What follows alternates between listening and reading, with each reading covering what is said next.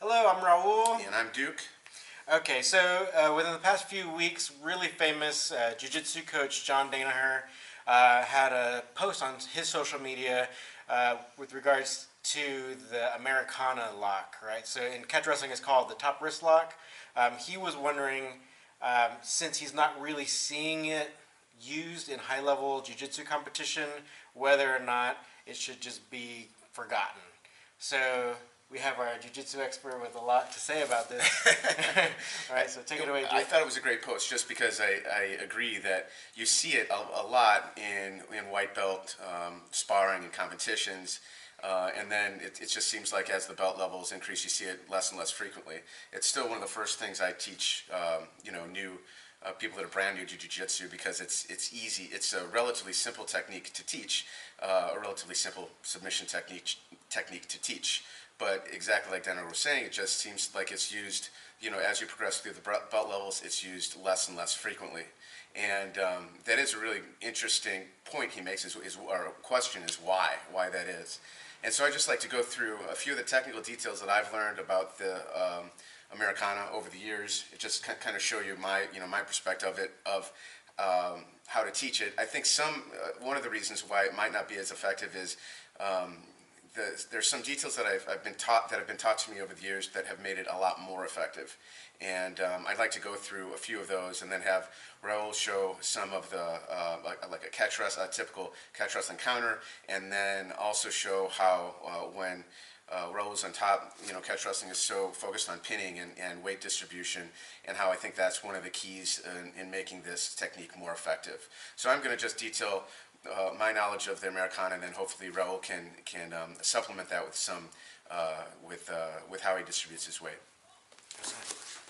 So to begin with, when I said this is way beyond the context of this video here, but I typically do not like even going for the Americana in the mount position. I just think you're too precarious. Just your weight is off to one side. It just does not seem to be a really effective submission for attacking from the mount. But from side control, what I like to do is to attack from the side control. A lot of time you'll have this, maybe a gable grip. You're applying shoulder pressure, and your partner's arm is over your head in this manner. And a lot of times what your partner wants to do is he wants to eventually get it over to your neck so that he can relieve the shoulder pressure. So I give shoulder pressure, he relieves it. So we just kind of assume that he's going to be wanting to put his arm there, and then we can kind of set a trap. So when his arm is up here, we put our elbow to the ear already, and then I'm going to put the back of my hand to my forehead, and I'm just going to wait for him to put his hand within range, and then I immediately trap and go for the Americana.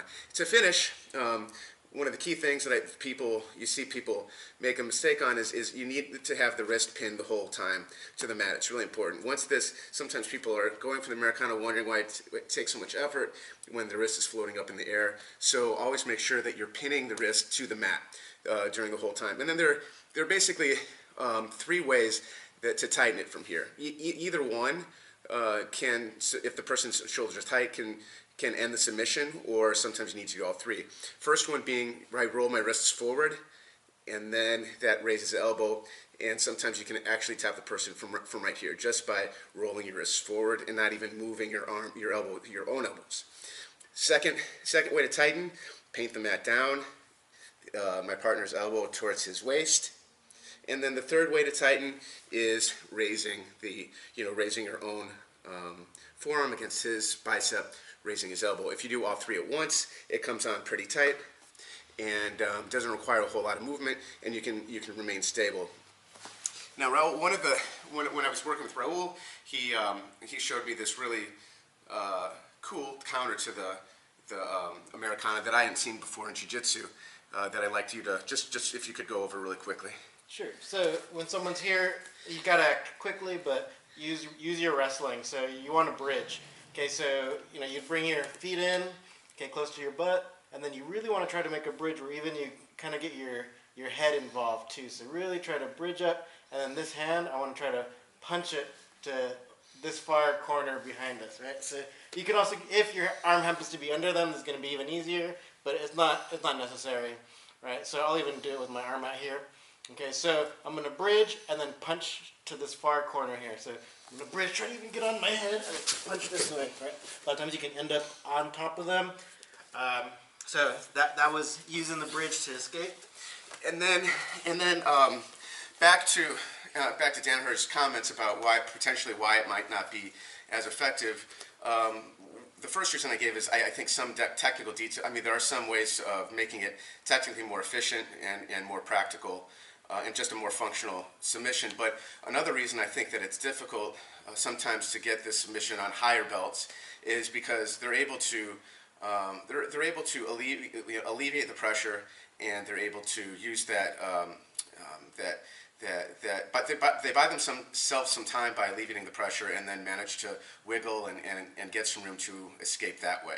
So, for example, if Raul has me, as soon as he has me, he starts going for it. I mean, immediately my reaction is just to start to bridge to immediately relieve pressure, and it's because people have been doing this technique to you since you first started. It just gets to be instinct, and so that's one of the ways that people immediately will relieve pressure, and if at all possible, they'll start bridging, they'll start going 2-on-1, they'll start doing anything, and just basically getting themselves a little bit of buying some time, buying some room, and then hopefully getting 2-on-1 to there's a million different ways of going about it, but getting 2-on-1 to help fight it. But one of the ways Raul showed me a really effective way of really sort of shutting down this method of buying time is just very, very simple weight distribution. And if you don't mind walking us through that. Turn this way a little bit. Okay, so actually scoot down. Okay, so going back to his idea of where they're already going to kind of naturally bridge a little bit on their own when you're kind of going for it here. Okay, so then what you want to do then is try to use your pin.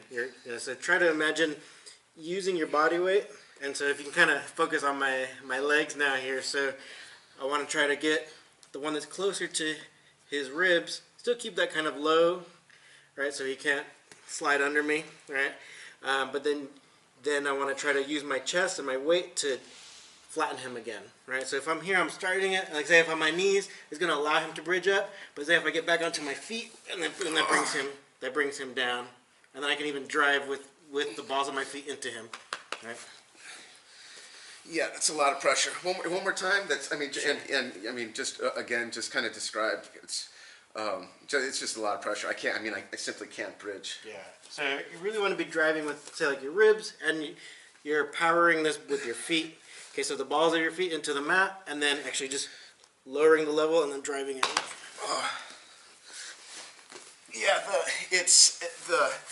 the pressure is tremendous. I mean, it's just a tremendous amount of pressure. And again, you almost subconsciously start bridging to relieve the pressure, and then that's the first step to buying time to escape. And when that is shut down, it really does make it difficult to escape, just because that is, I can't. It just feels like normally I should be able to bridge a little to get some room, but particularly when you get on your toes and are just driving into me, that makes it really difficult to. Yeah, it takes away that leeway that you get, right? Yeah, exactly. Yeah, because the way the legend goes is like the reason why it's called the Americana is that American wrestlers went down to Brazil and then were using this technique. So they were probably maybe applying more pressure, kind of like how we just showed. So ultimately, I think it still should be kept, right?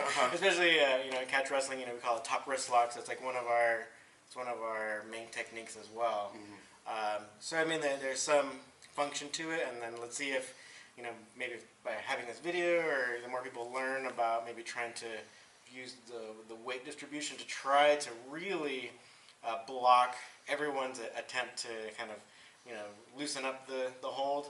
We can probably try to probably see it. And it'll be interesting because we were talking before about there's certain techniques that come sort of in and out of style or in and out of vogue, and then somebody will either dig up a technique that hasn't been used much in the past, maybe put a fresh spin on it, and they'll catch a lot of people, and then other people will study what they're doing, and then it's just the kind of constant evolution of the sport. But there's also part of the evolution is just sort of these is sort of like this lost knowledge of techniques that can be brought back, put a fresh spin on, and perhaps be made effective again. Yeah. All right. Cool. Do you have any other last thing? No, that's it. That's All it. right. All right. Cool. Thank you. Yeah. Thank you.